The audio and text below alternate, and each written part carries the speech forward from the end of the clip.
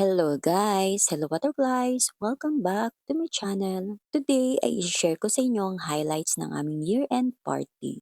A day full of gratitude, laughter, surprises, and meaningful moments. Kaya samahan niyo ako hanggang dulo. Earlier pala, we started the day with an outreach program for selected students. Sadly, hindi ko na-capture ang moments dahil tuloy-tuloy ang ulan. Pero kahit ganon, ramdam namin ang saya at purpose ng activity. Seeing their smiles on the picture are already enough para mapasaya din kami. This reminded us why we do what we do as educators. After that, officially nagsimula ang program with presentations from every department. Iba-iba syempre ang concept. May sayaw, may kanta, at may creative performances. Talagang pinakita ng bawat department ang teamwork at talento.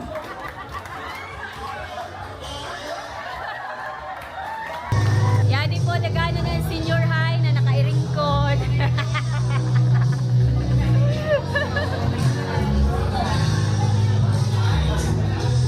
Si Ma'am Susie. Ma'am Jehan.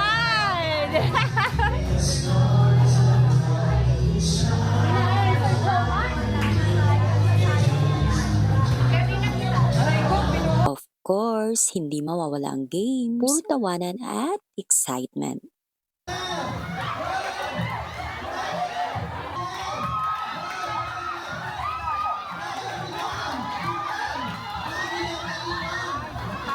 Sinundan ito ng raffles. Kahit ako, medyo na-excited naman ako, pero wala eh.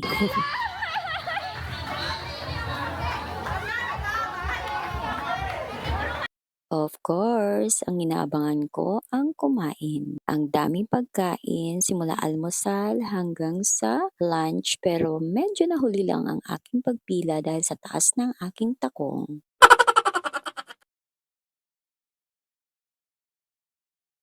We also warmly welcome the newly hired and promoted teachers. Kaya lang hindi ko sila na-videoan dahil kumakain ako. At syempre, a heartfelt send-off to those who were reassigned to the other schools. You will always be part of our school family. Especially si Sir Dudes na panayang iyak, syempre, iba yung kanyang naging experience dito sa school. Mahirap talaga umalis. Pero syempre, for professional growth naman ito.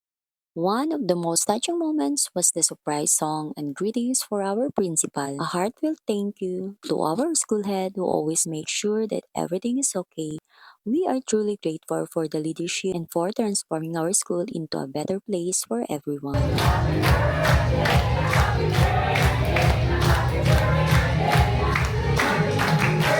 And isa rin sa highlight na ito ay ang bingo with the cause. Hindi lang saya ang dala nito, kundi tulong din para sa mas makabuluhang layunin. Kaya nga, for the go. And of course, nakakataba ng puso na nanalo pa kami dito. Apat kami na nanalo sa 50 kilos na rice. So hahatiin namin siya sa apat. So tig 12.5 kilos kami. O diba, ang saya.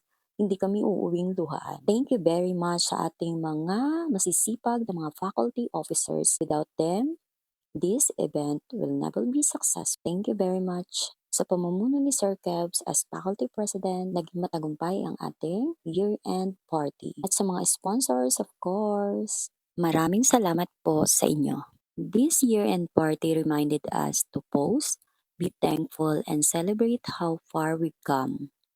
We choose to let go of the stress, keep the good memories, and move forward with gratitude. Thank you for being part of this journey. Here's to the new beginnings, stronger bonds, and a better year ahead. See you on my next vlog. Thank you for watching. Bye-bye, babush!